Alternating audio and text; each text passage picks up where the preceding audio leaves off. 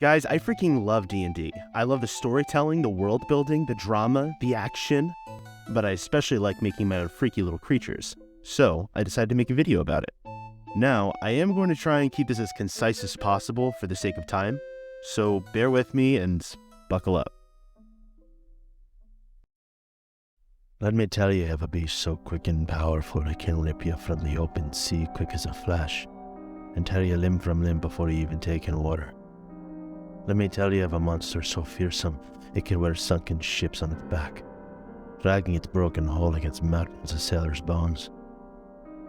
Let me tell you, boy, of the devils that await you the moment you step foot on the deck, monsters that lie in wait for the moment you drop your guard.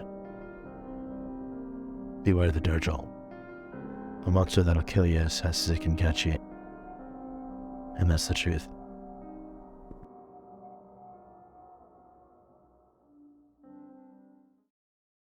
Durjal crabs are unnatural, hulking crustaceans brought into existence by the krakens. They, like their old masters, make their homes all across the oceans of the material plane and the elemental plane of water.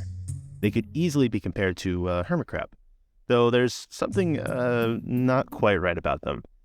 Their ability to grow to the size of a ship is obviously a bit of a red flag, but the Durjal hides its biggest secret within its shell, that being a powerful, whale-like tail, along with a collection of tentacles and the siphons of a giant squid. And if you find that to be kind of frightening, well, it gets worse. You see, if it uses those siphons in conjunction with its tail, it can launch itself forward at a lightning speed, kind of like a bobbit worm to grab whatever creature it wants to eat. But what about the tentacles? Durjals use their tentacles mainly to hold onto their shells, which they usually will just drag along with them. This usually means that Durjals are, thankfully, usually anchored to the ocean floor, but those who ride the ocean currents looking for more food may surface, even going on land for a time. Now, you're probably wondering, gee, why do this? Why inflict this creature upon us? And my answer is, well, I guess it's just like hermit crabs. And let's be honest anyways, the ocean in D&D is kind of lacking when it comes to rad monsters, at least to me anyways. But wait, it's not all bad though. You can tame them. Well, kind of.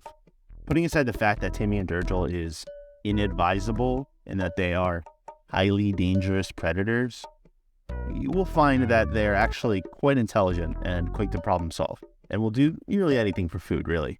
I mean, they are really extremely food oriented, but they're also pretty skittish, so good luck getting close to one. Now, depending on your campaign, there's a chance that your local Atlantis may have a few of these winning wars for them, or maybe guarding private treasure hoards. I'll sing you a song of the fish in the sea, and it's windy. You know what Durjals are? Lazy. I mean, they'll sit in the same place for days on end if they can help it. But in case you haven't noticed already, the ocean is a very, very scary place. So what's a sweet little man to do? Well, might as well carve a home out of a rock and never ever leave except for food. This is the life of a Durjal, and they never really venture far. They'd rather just let the food come to them, which it usually does. And if they're ever caught with their pants proverbially down outside of their shell, they can produce ink like a squid and zip away, faster than a blink of an eye. Now, since I like you, I'll let you in on one of their biggest fears: krakens. Durjals have a genetic fear of anything remotely kraken, and most krakens know this. In fact, scholars believe that this was an intended feature kraken put into Durjals when they first grew them, which they would use to cow them into subservience. In fact, while we're on the topic, let's touch on krakens again. Alongside being used as guardians to krakens, Durjals traditionally served as krakens' lab rats, which they would run morphological tests on. The worst of these tests, the ones that the krakens feared to use on themselves, were usually reserved for the Durjals.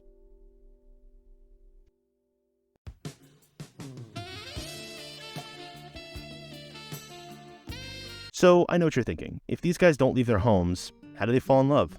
How do they make more Durjals? I mean, you were thinking that, right? Durjals are pretty rare, and here's why.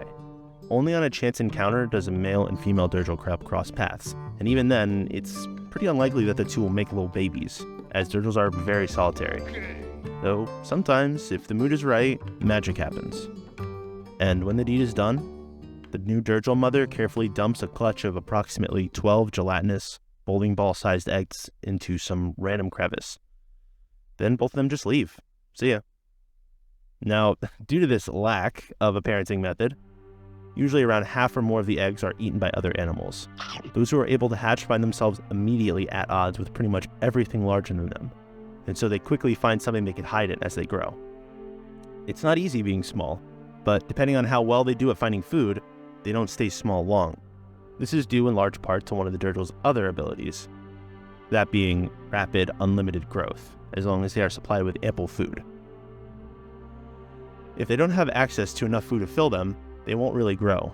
They also shed based on how fast they grow, and the discarded chitin is useful in making weapons and armor, being similar in toughness to iron.